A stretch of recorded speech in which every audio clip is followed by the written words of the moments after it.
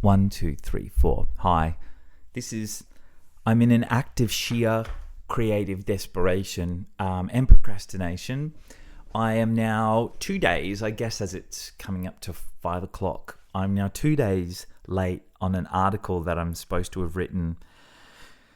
And I just cannot get it done. I can get it done. I'm choosing to not get it done. Very interesting. Going to bed late to avoid the day being over and the reality that is that will be another day behind. Waking up late to avoid starting the day that will have to acknowledge that I'm behind and where I should be getting the work done. Very, very fascinating. And of course, all the classic symptoms of someone who may identify with the idea of having an attention deficit disorder. Anyway, I didn't come on here to seek an answer out. I came on here just to talk about creativity because I wanted to. And I was thinking about, like, what have I learned in doing lots of creativity and living lots of creativity and experimenting and testing creativity and what are the processes that kind of like work for me? I always think it's really tricky and a little bit uncomfortable, I guess, to... Oh, sorry, I heard my phone buzz. And I think advice... I really want to just make clear that this is not... I don't have any product to sell.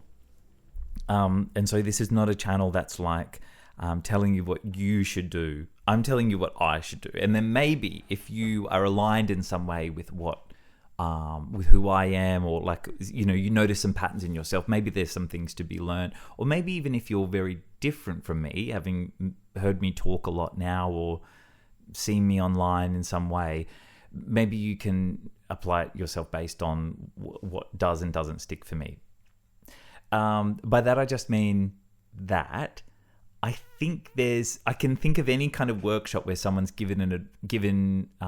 someone's handing out advice about like, you need to, and to do this, and here are the 5 rules that allow you to, and whatever. And it's so interesting thinking about in that room, there's someone who's probably a woman with like much lower threshold for putting themselves out there.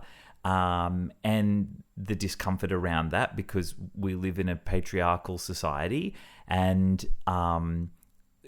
someone who's sitting there really, really needing permission and boost, and someone else who's like basking in the kind of like the wig of white male entitlement and taking on the same advice that's like, push yourself, you can do it, you deserve it.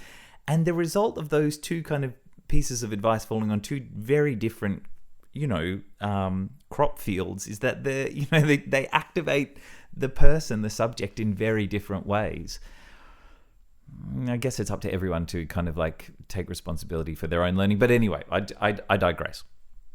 I think creativity for me, I realized as I get older, and even though you hear this in lots of different ways, in lots of different places throughout your career, if you're exposed to this kind of teaching and learning about creative practice, is that it is work. It is like the things that ring truest for me are the kind of like 1% inspiration, 99% perspiration. The idea that it's really normal and typical to kind of loathe some of the things that you're producing. Ira Glass's talk that he gives that talks about like when you're creating things that you don't like, rather than thinking about it in a kind of self-destructive cycle, you might choose to lean into the idea that it is just your taste level being higher than your own ability to express to the level of your own taste. And that's a great thing because it means that you have a standard that you're working towards. I deeply identify with that. And I also identify with the idea that like, we don't need to, as mentioned in passing last video, we don't need to glorify this idea of the tortured artist. It's okay to acknowledge and embrace the idea that routine, consistency, a healthy kind of like habits and lifestyle might allow you to do your best practice. And ultimately, even if there is a grain of truth in the kind of idea that the extreme artist that is able to pierce the kind of social conscience with their, clarity of life and, thoughts around what it means to be here are so strikingly relevant and fire hot. And it's probably because they are the type of person who lives on an emotional knife edge. Even if there is some truth in that, like better art comes from more tortured souls, I feel like we've witnessed enough generations of those same tortured souls not being able to cope. And ultimately art not being produced because either they're dead or institutionalized in one way or another, burnt out and quit. And I just feel like as someone who is on a journey of like the kind of like, a less youth-oriented blazing trail of success and more a heading towards middle-aged blazing trail of success, I really like that idea that sustainability in almost every way that it applies in life is probably the most important thing, because you can't create if you're dead. So that feels important. I think for me, there's a difference in the idea of, I think creativity is a tricksy pipeline, and I can kind of lean into the Elizabeth Gilbert big magic kind of feeling as well. Some of the principles that she lays down there, I can kind of believe that there is a higher power that is helping guide whatever you are creating. But I think you have the individual responsibility to make that pipeline between muse and expression outcome as easy as possible to flow through. If you find yourself in a pit that is scraping around for money, that is desperately, if you're worried about what food you're going to eat in a day, it's really hard to make a decision about what creative output you're going to, produce as well. There's like a real Maslow's hierarchy of needs, there that needs to be addressed before you can get to the top of that pyramid, which is like, I express myself and I share that with the world. It's a really privileged thing to do. And yet, I just think that obviously cultures around the world that have more intrinsically intertwined their creative expression and their creative sense of the creativity and art as part of everyday life have a much, much healthier kind of like balance in life and how to navigate and how to put things into perspective. So I guess cultures that have song, dance, storytelling, strong oral traditions and strong senses of like representing and reproducing culture as just a practice, a daily practice. I feel like there's like such healthier models there for humans to live. And I suppose I specifically think of like white people and the kind of how removed we are from our bodies and our environment and each other in many ways as well. I went to Bray in Birregurra, regional Victoria on the weekend, and their whole philosophy is about kind of sustainability and seasonal ingredients. And there are 3 hatted restaurants, so they know what they're doing. But they have a little farm there, and I went on a farm tour as part of that. And there's something so inspiring and different for me in terms of how the head gardener was talking about things there. This really deep, long-term thinking that it worries me that how far removed I am from this. This idea of like, I plant this now because we'll get a crop in 4 years. I'm like, in my job, I was just aiming to get through the week and just like put enough kind of stuff out there in order to kind of just get through the week, and then I'll think about next week. But I guess like working with the elements and the seasons and the earth and ingredients and food, it felt so like, I mean, on one hand, it's hilarious. It's so highfalutin and expensive to dine there, right? It's so tailored to like a luxury visitor economy. It's curated for exclusivity. They only serve, on average 100 people a week through the restaurant over multiple sittings. I think there's only 11 tables in the dining, room. And and yet there's something so like primally special and magic that is like the food that we just learnt about is now the food that's served on this table. The kind of creativity and artistry and skill that's required to take these things that in a paddock look really normal. It's not, and there's bugs, the snails have eaten some stuff and there's bugs on that because it's all kind of like organically grown. There's no pesticides, or harsh kind of fertilizers and things that are, that's not the right word. So you can tell how much of not a gardener I am. Anyway, it was really, that all looked really just like it could be your kind of like auntie's kooky regional auntie gardener's garden. And then to see the presentation on the plate and, see the chefs out in the orchard picking citrus and coming back in, and the kind of like, I don't know, I mean, like it's been said 1,000 times before, and what am I adding by saying it again? But like that kind of like off-grid, on the land feeds me, I look after it, is so, it just feels like so right, and so just the kind of, it feels deeply calming. And I think the breaks applied around the kind of seasonal way of looking at life is really helpful for someone like me.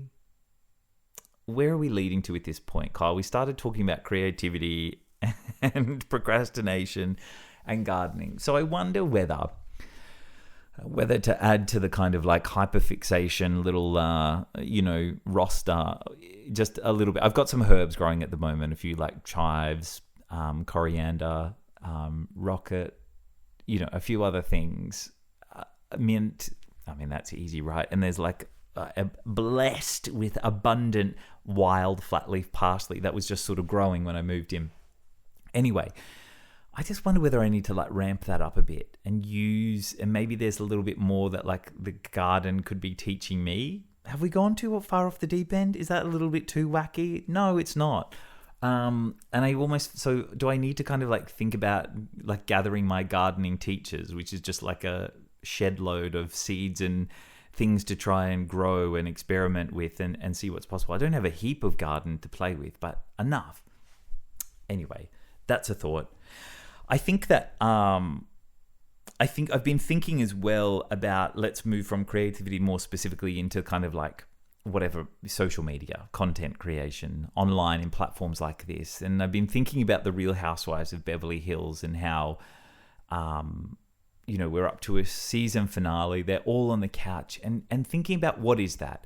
I like how someone described it so accurately as it's soap opera. And I think I mentioned I'm doing a little soap opera spin-off at the moment, but someone a few years ago said when Lisa Rinna was on the show, she is bringing all her skills in soap acting to the Real Housewives. That single tear rolling down her cheek when Kim Richards hands her back the bunny that Lisa's given her earlier in the season to give to her as a present to a grandchild, and Kim's refused it but only brought it back up at the reunion. Like a single tear rolls down Lisa Rinna's cheek, and I just don't believe for a second that Lisa is, as a person, that genuinely offended in that moment. But she's an actress, and she's connecting and tapping to truth and memory and rolling that in glitter and then pushing it down a hill because there's cameras, and she knows her angles to work, and she knows her body and how to express, and she knows the space between people and how to tell stories that are compelling and engaging and keep people coming back.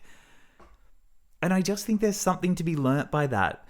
When I think of soap opera, I think of The Bold and the Beautiful, The Days of Our Lives, Passions, TV shows that my grandma was watching when I was a kid. And you'd come home and she'd sort of have her programs on, and you'd hear that kind of like schmaltzy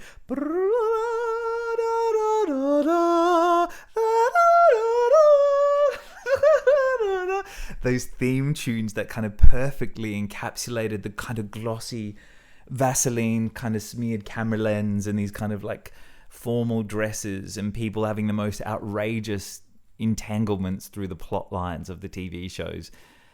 And even though everything about it was like held up with the weight of the music and the art department kind of scenic design, it still had so many people watching. And I think we crave the drama. As humans, we crave the drama, but we crave drama and risk and sensation in really palatable formats. And I think because often our lives can sometimes be so bland and we don't want to have an affair with our neighbor necessarily because of all that comes with that, the kind of real repercussions in real life. So we're able to kind of gently savor that and like live in a little what if through a fictional format for someone else who's willing to kind of take the risk for us by putting it in front of us. Married at First Sight, reality TV, it's all the same trash, isn't it? It's all not real, so obviously not real. And even Love Luxury, it's so not real, it's so obviously not real. It involves some drama and it gives us just a little taster of like, that's what that would be like. I don't think I want it actually, but it's nice to kind of just have a little palate, cleanser with it, for the palate cleanser of my everyday life by just indulging in these little serials. And I'm interested in pushing that experiment further myself to build up. I mean, I think anyone who's just even doing a kind of like come get ready with me outfit of the day or daily life vlog or whatever, who's posting on these platforms, I think they are kind of doing the same thing. The soap operas, Bold and the Beautiful, Young and the Restless, whatever, they're not relying on improving every time they produce content in order to stay relevant. They're relying on consistency, memory, and now nostalgia, and now kind of like, I think you graduate through the levels of public celebrity or fame by just like going through certain cycles. The idea of like, what's a good example? Something that's come back in trend that's like, someone like Sophie Ellis-Bextor, right? Like was a diva, like queen of the kind of pop charts in 2001, 2000, like around then with Murder on the Dance Floor. Then, pushed out a few albums or one or two other hits or something like that we could kind of be like, yay, okay. And then just kind of silence and then nothing. And then, I think she's been busy having a family and living her life and whatever.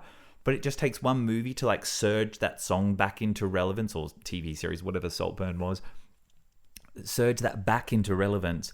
And then suddenly she's going on tour again. And I just think that's, Kyle, that's a bit disconnected from the thoughts. I just think that's interesting, this idea of like, there was a time when you couldn't think of anyone more famous than Sophie Ellis-Bextor. I mean, not, but like in terms of pop music, it was like everyone knew the song Murder on the Dance Floor. And yet there's still this like roof. And then there's this kind of next layer that's like, it's nostalgic and it holds its own power without her doing anything else. She might not have even been writing music in between. I should have backed that up with facts and knowledge before I started commenting on it from an authoritative point of view. But anyway, I'm interested in this experiment myself. And the last thing I want to talk about just before signing off is the idea of like fame, celebrity, attention, wide public perception. And I would like to think that I have a bit of a different interest or engagement with this concept than a 12-year-old saying, I want to be a content creator, I want to be Mr. Beast or whatever, I'm sort of like problematic, I think, but anyway, whatever, not my business.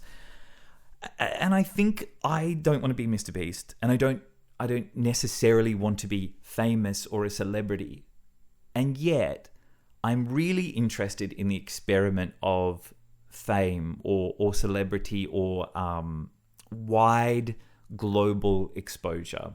And I'm interested because I guess already I've seen that for me, my core kind of desired feelings are around kind of like creating and sharing, the kind of dialogue of getting to have, interact or see people's interactions with that. And I also want and will make money from my creative output.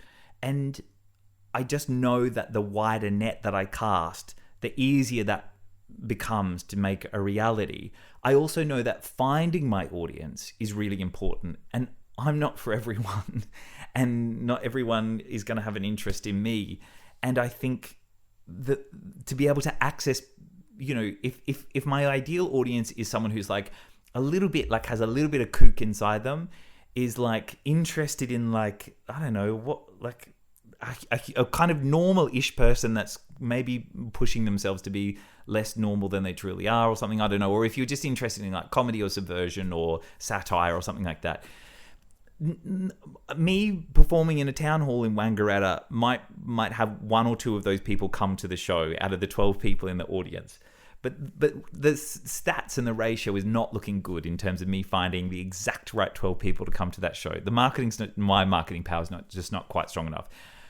But an algorithmic marketing power may be able to find 12 people around the world who are so into that in such a big way. And that so far has equaled money for me and praise and motivation to keep going. So I don't crave this kind of like attention and celebrity, fame, whatever. Just to be clear, I don't think I'm famous or a celebrity. I'm just saying that this is the pathway to that. I'm just highlighting that it is a byproduct. I can see the correlation in that it is a byproduct of me scaling up and achieving what are the core goals, which are around making money and whatever. So I just find that I was just thinking about that as well, and that it's really helpful, the metrics and numbers, and I'm really grateful that I live in an age where it's like, yeah, I can actually, the numbers are within my control. I don't call my agent and be like, how do we go, boss? Did last night's episode on TV, did they watch it? Did they call me? I don't know, always like a 1930s American saying that. But anyway, like the data is in real time. I can upload something and watch in real time as people are watching that. I can see what it's truly bizarre, très bizarre. C'est très bizarre. And in saying that, I need to go film a video. I've got this, you've heard it here first, okay? YouTube exclusive if you've stayed this long. There's a video where, that I'll film first, where there's like, Emily in Dubai with a pink bag, and the custom comes in to sell a pink bag, and it's all the sort of bizarre, the usual kind of staged BS. But then she says at one point, oh, it's my mother's. And then Emily questions, I just want to check you've got your mother's permission to sell this, right? And I think that's the spin-off point. So I'll do the original in its full, verbatim glory. But I think the spin-off is this, that we have an episode where we see the mother in hospital and like life support, and like her words being like, don't sell the bag. I thought that's funny. And because soap opera is just so, you have to have a hospital scene. I mean, surely. Okay. I think that's all I need to say for now. I need to go film this. I am deeply procrastinating in that article that I haven't written, and it's now half an hour till 5 o'clock. Do I email them and tell them, ask for permission? Do I just pretend that I'm, okay, I don't know. That's not your problem to solve. It's mine. Okay, thanks. Goodbye.